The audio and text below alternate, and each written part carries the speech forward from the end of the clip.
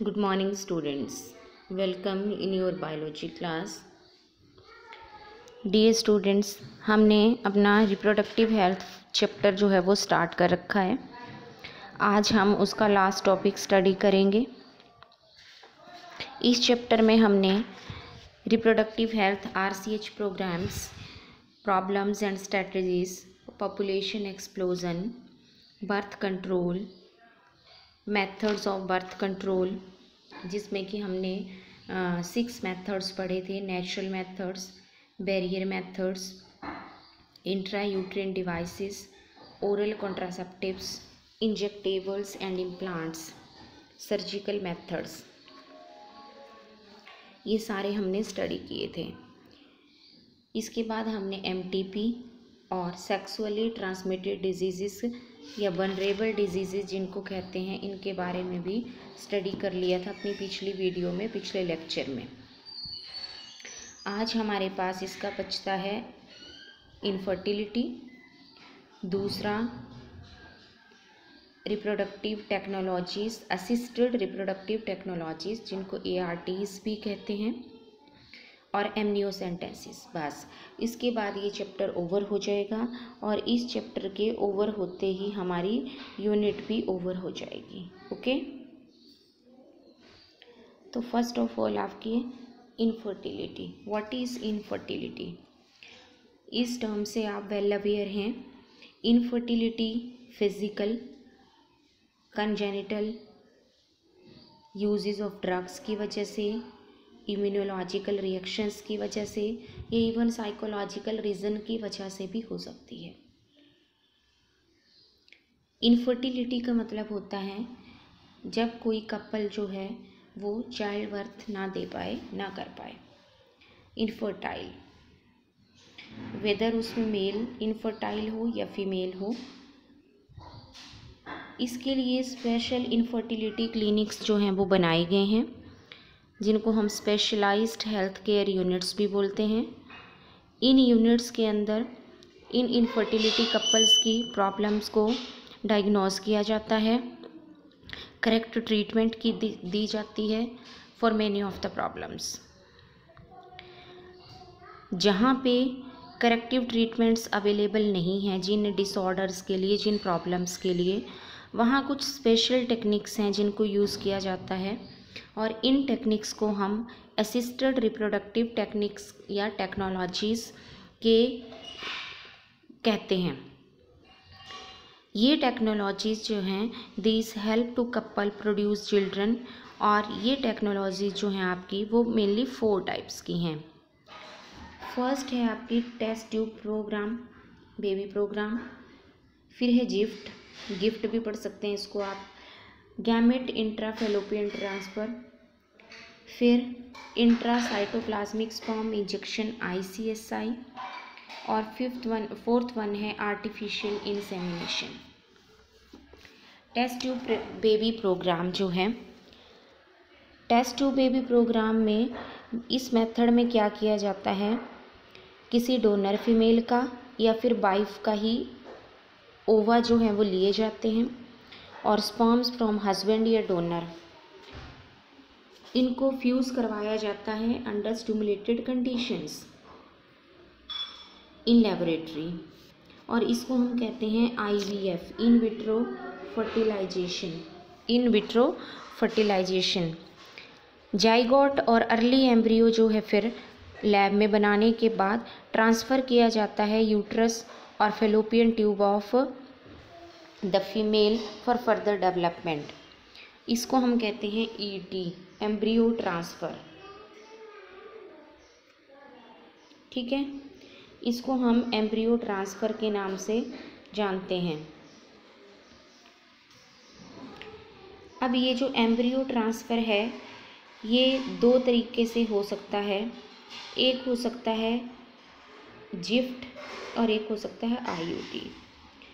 Gift में क्या होगा कि जो जाइगोट और एम्ब्रियो होगा उसके जब 8 ब्लास्टोमियर्स बन जाएंगे तो उसको फेलोपियन ट्यूब में ट्रांसफ़र करवा दिया जाएगा, और इसको हम कहते हैं जाइगोट इंट्राफेलोपियन ट्रांसफ़र।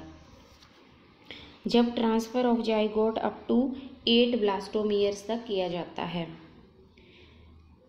और अगर एम्ब्रियो मोर देन 8 ब्लास्टोमियर्स के साथ हो जब उसका ट्रांसफ़र हो रहा है from lab to female body, तो हम इसको कहते हैं इंट्रा यूट्रिन ट्रांसफ़र। यूट्रस में करते हैं तब हम इसका, ना कि फेलोपियन ट्यूब्स में। Embryo more than 8 blastomeres are transferred into the uterus of the female and this is known as IUT, intrauterine transfer। अगला आपके पास आता है गैमेट इंट्राफेलोपियन ट्रांसफ़र। इस मेथड में ट्रांसफ़र ऑफ ओवम एक डोनर फीमेल से collect किया हुआ किसी दूसरी फीमेल में डालना, ट्रांसफ़र करना, जो कि ओवा प्रोड्यूस नहीं कर सकती बट वो सूटेबल इन्वायरमेंट प्रोवाइड कर सकती है फर्टिलाइजेशन के लिए, for further development of the foetus up to parturition. इसको हम कहते हैं गैमेट इंट्राफेलोपियन ट्रांसफ़र। फिर है intracytoplasmic sperm injection. Intracytoplasmic sperm injection में जो है, इस मेथड में sperm is directly injected into the ovum, और एम्ब्रियो की फॉर्मेशन के लिए स्पर्म को डायरेक्टली इंजेक्ट किया जाता है एंड लेबोरेटरी कंडीशंस में ये होगा। इसके बाद एम्ब्रियो ट्रांसफ़र कैरिड आउट होगा। फिर आपके पास आता है आर्टिफिशियल इंसेमिनेशन।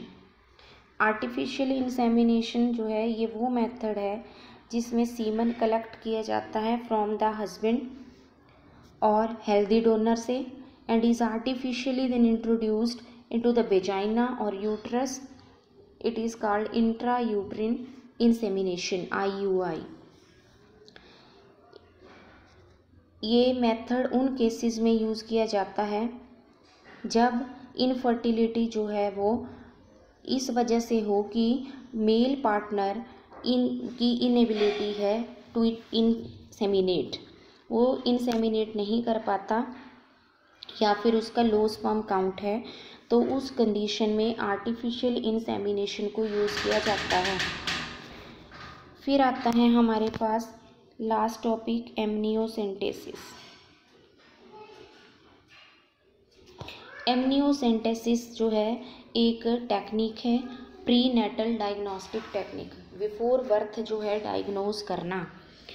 इसमें एमनियोटिक फ्लूइड जो है मदर के वोम से ली जाती है प्रेग्नेंट वूमेन से early stages of foetal development में, और उसको कल्चर किया जाता है लैब में और फिर एनालाइज किया जाता है। इस मेथड से chromosomal abnormalities, foetus of the sex of the foetus, disorders, अगर कोई डेवलपमेंटल डिसऑर्डर्स हैं तो उनको डिटेक्ट किया जाता है और ट्रीटमेंट के लिए। बट ये जो टेक्निक है इसको मिस यूज़ करते हैं for destroying the normal female foetuses. So ये जो है स्टैट्यूटरी बैन हुई है टेक्निक कि इसको फीमेल फिटिसाइड्स के लिए यूज़ नहीं कर सकते, लीगली बैन कर दी गई है। इसका जो मेन पर्पस है in only to find out the developmental abnormalities और क्रोमोसोमल एबनॉर्मेलिटीज़ और any other disorder in the developing foetus, ताकि उसको टाइम से क्योर किया जा सके, और अगर वो इनक्योरेबल है तो फिर उसको रिमूव किया जा सके under the guidance of A experienced physician. तो इस तरह से हमारा ये चैप्टर ओवर हो गया है।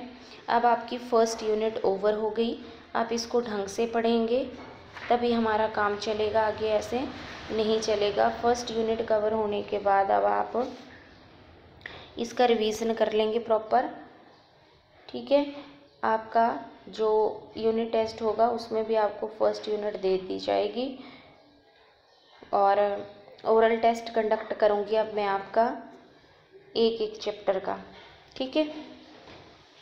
Okay, thank you, have a nice day.